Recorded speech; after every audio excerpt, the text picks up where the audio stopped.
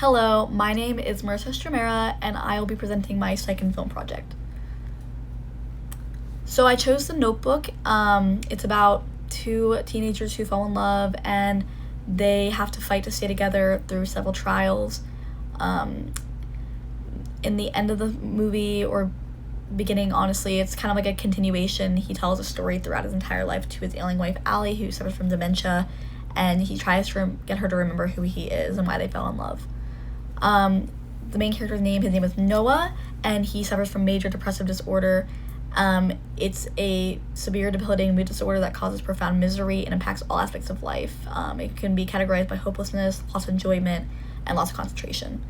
Noah never sees a therapist in this film just because of stigma, and I think that if he were to see one, he probably wouldn't be diagnosed with anything like MDD just because of the stigma that goes around. And it probably wouldn't swept under the rug. Culturally, in the world today, culture really shapes like how people seek treatment and how they view mental health. It can be seen as a weakness, and it depends on like what culture you're a part of, what you're gonna do to control it. In this movie, it's set in America during World War II, so yeah, there's not a whole lot known about mental health, and so it really is stigmatized for a man to feel this way, and it would probably be categorized as something like he's just like a wimp, or he's kind of lazy, and so because men are supposed to be strong, and that would just not make him strong. In America, it's still stigmatized as something that is like lazy, and so that kind of stops people from seeking treatment. My empirical evidence comes from a study by Kira Mayer in 2001. It shows that different cultures express depression in totally different ways.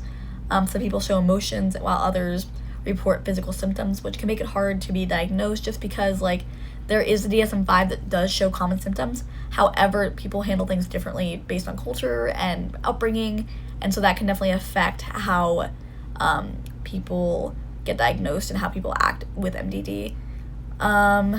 Let's go on. Noah's symptoms of MDD: he has feelings of hopelessness and despair.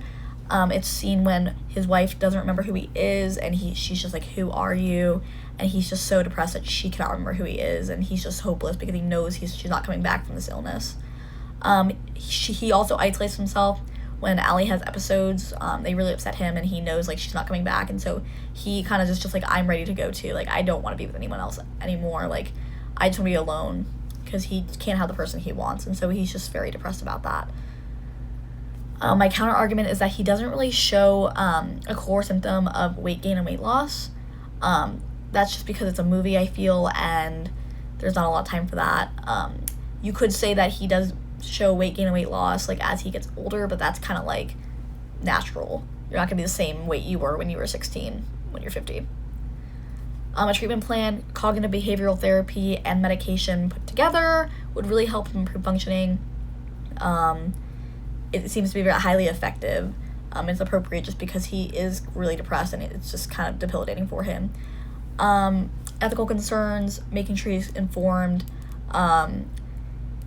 making sure he has people that can provide the services for him where he lives, and making sure he has monitoring, which could all happen because he does live in assisted living.